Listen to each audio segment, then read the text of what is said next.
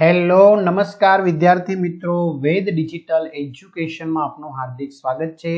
આજે આપણે ધોરણ 8 વિષય ગુજરાતીમાં 13મું ચેપ્ટર ચાલ મજાની આંબા વાડી જેની સ્વાધ્યાયની સરસ સમજૂતી જોવાના છીએ। તો ખાસ વિદ્યાર્થી મિત્રો, ચેનલમાં નવા હોય તો ચેનલ સબસ્ક્રાઇબ કરજો, બાજુમાં બેલ આઇકનને પ્રેસ કરજો જેથી તમને અવનવા વિડીયોની માહિતી નોટિફિકેશન મળી શકે। વિડીયો લાઈક કરી તમારા મિત્રો દોસ્તોને શેર કરશો। 13મું કાવ્ય ચાલ મજાની આંબાવાડી જેનું સ્વાધ્યાય સોલ્યુશન। વાતચીત, તમને કાવ્યની કઈ પંક્તિ ગમી યાદ કરીને ગાઓ। મને કાવ્યની નીચેની પંક્તિ ગમી। બાળ સહજ હોડી જેવું કંઈ કાગળ કાગળ રમીએ, પાછળ વહેતું આવે જીવન આગળ આગળ રમીએ। કયા શબ્દો બોલવાની ગાવાની મજા પડી બોલો। જે શબ્દો જોડીમાં આવતા હતા તે બધા શબ્દો બોલવાની અને ગાવાની મજા પડી, જેમ કે કાગળ કાગળ, શ્રીફળ શ્રીફળ, મૃગજળ મૃગજળ વગેરે। વિદ્યાર્થી મિત્રો, તમારે ધોરણ 8ના દરેક વિષયના વિડીયો લેક્ચર જોતા હોય તો આપણી વેદ ડિજિટલ એજ્યુકેશન નામની જે એપ્લિકેશન છે એમાં 3 થી 12 ધોરણના દરેક વિષયના વિડીયો લેક્ચર, સ્વાધ્યાય પેજની સમજૂતીના વિડીયો, પરીક્ષા માટે ઉપયોગી મટીરિયલ, અસાઇનમેન્ટ, સ્વાધ્યાયન પોથી, આ બધું ગૂગલ પ્લે સ્ટોર કે જ્યાંથી આપણે ગેમ ડાઉનલોડ કરીએ છીએ તો ત્યાં જઈને આપણે વેદ ડિજિટલ એજ્યુકેશન નામની જે એપ્લિકેશન છે ડાઉનલોડ કરવાની છે।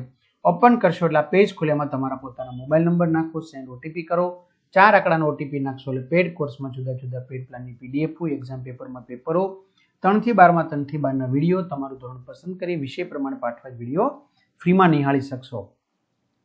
ચલો, આવા અન્ય બીજા શબ્દો તમારે બોલવાના છે। વાદળ વાદળ, સાગર સાગર, છેડો છેડો, તારલા તારલા। તમે આંબો કે આંબાવાડી જોઈ છે? ક્યાં જોઈ છે? તો તમારે એનો જવાબ આપવાનો છે। આંબાવાડીમાં તમે શું શું કર્યું હતું યાદ કરવાનું છે।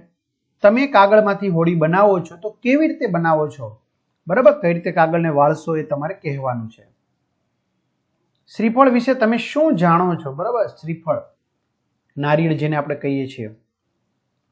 તમે જીવનમાં શું બનવાનું સપનું સેવ્યું છે તે તમારે અહીંયા કહેવાનું છે। તમારે મોટા થઈને શું થવું છે અને એ સપનું સાકાર કરવા માટે તમે શું કરશો એ બી તમારે કહેવાનું છે। 10મું, તમને સૂરજ ગમે કે ઝાકળ? તો તમારે એનું કારણ આપવાનું છે। ભાઈ, મને ઝાકળ ગમે છે તો શું કામ, સૂરજ ગમે છે તો શા માટે એમ। ચલો, આપેલી વિગતને આધારે કાવ્યમાંથી શોધીને શબ્દ લખો। 4 અક્ષરનો શબ્દ છે, તેમાં પહેલા 2 અક્ષરમાં કેરી આપતા વૃક્ષનું નામ છે અને બીજા 2 અક્ષરનો અર્થ બગીચો એવો થાય છે, તો આંબાવાડી। વિદ્યાર્થી મિત્રો, પરીક્ષામાં 8 પ્રકારના પ્રશ્નો વધારે પૂછાય છે। કાંટાળા વૃક્ષનું નામ છુપાયેલ છે, કુલ 3ના 2 ગણા શબ્દનો અક્ષરનો શબ્દ છે આવળ બાવળ। 1ના 3 ગણા અક્ષર છે, પાછળના 2 અક્ષરનો અર્થ જંગલ થાય છે, પવન। પહેલો શબ્દ લખાણના આરંભમાં વપરાતો મંગળ શબ્દ છે અને પછીના 2 અક્ષરનો અર્થ પરિણામ એવો પણ થાય છે, શ્રીફળ। ગોકુળ આઠમ તહેવાર આ મહિનામાં ઉજવાય છે, શ્રાવણ।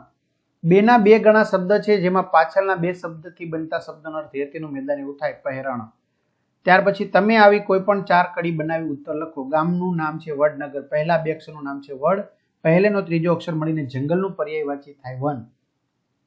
આગળ એમ, પહેલો ને ચોથો અક્ષર મળીને તરફેણનું સમાનાર્થી થાય વગ, પહેલો ને પાંચમો અક્ષર મળીને વધુનું વિરુદ્ધાર્થી થાય વર, બીજો ને ચોથો અક્ષર મળીને પગલાનું સમાનાર્થી થાય ડગ।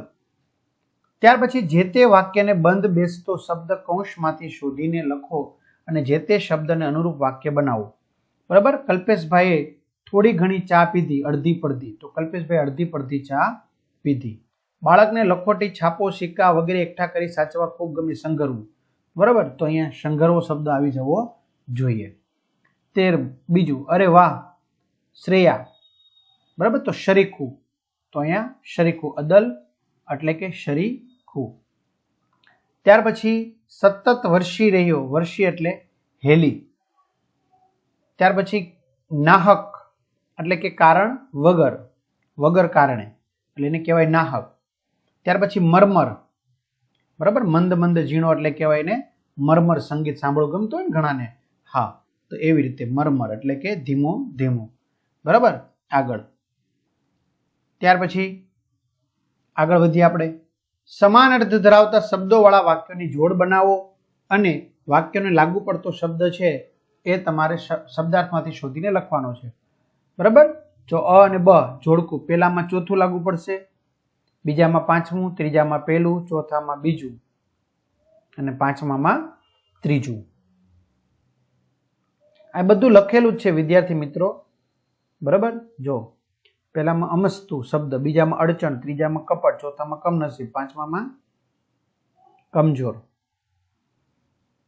ઉદાહરણ મુજબ સ્વરચિત પંક્તિ ઉમેરો. સ્વરચિત: ચાલ મજાના નદી કાંઠે, મૂક બધું લેશન બેશન, નદી નાવને સંજોગ, ખાલી પાનો ખેલા જીવન, પોલું છે તે વાગે છે, મન મૂકીને વહેતા ઝરણા પાસે વહેલી સવારે બાગમાં જઈ. સાચો વિકલ્પ સાવ અમસ્તો એટલે અમથું એમ જ. બાળ સહજ હોડી જેવું એટલે બાળકની જેમ કાગળની હોડી રમવા જેવું. તરસ તણાવી એટલે શું થવું? તરસ छिपाती નથી. સંગ્રહીય સપનાઓ એટલે સ્વપ્ન સાકાર કરવા. પ્રશ્નનો જવાબ આપો. કવિ આંબાવાડીએ જવાનું કેમ કહે છે? ત્યાર પછી પાછળ વહેતું આવે જીવન એટલે શું? મનને શું પહેરાવવાનું કહ્યું છે? કેમ? છાના માના શું રમવાનું કહ્યું છે? કેમ? સ્વપ્ન સંઘરવાની શાથી જરૂર છે? ઝાકળ ઝાકળ ક્યારે સમય રમવાનું છે? કેમ? ત્યાર પછી નીચેના મુદ્દા વિશે લખો. તમે કાગળમાંથી શું શું બનાવી શકો છો? બરાબર, તો અહીંયા તમારે વ્યવસ્થિત મુદ્દા પાડીને લખવાના છે. તમને કાગળમાંથી સૌથી વધુ શું બનાવવું ગમે છે? એ બનાવવા કઈ કઈ સામગ્રી જોઈશે? એ બનાવવામાં આશરે કેટલો સમય લાગશે? એ વસ્તુ બનાવવાની રીત લખો. રેડી? ત્યાર પછી તમારા કોઈ પણ બે મિત્રોએ કઈ વસ્તુ વિશે લખ્યું છે સરખામણી કરો. તો હા, ગઝલ વિશે લખ્યું છે, તે ગઝલની વાત કરવામાં આવેલી છે. તો આ રીતે વિદ્યાર્થી મિત્રો સરસ મજાનું સોલ્યુશન અહીં પૂર્ણ થાય છે. તો તમારા મિત્રો દોસ્તોને જાણ કરો. ચેનલમાં ન હોય ચેનલ સબસ્ક્રાઇબ કરો, વિડીયો લાઇક કરો. અહીં સુધી રાખીએ. અસ્તુ. જય હિન્દ, જય ભારત.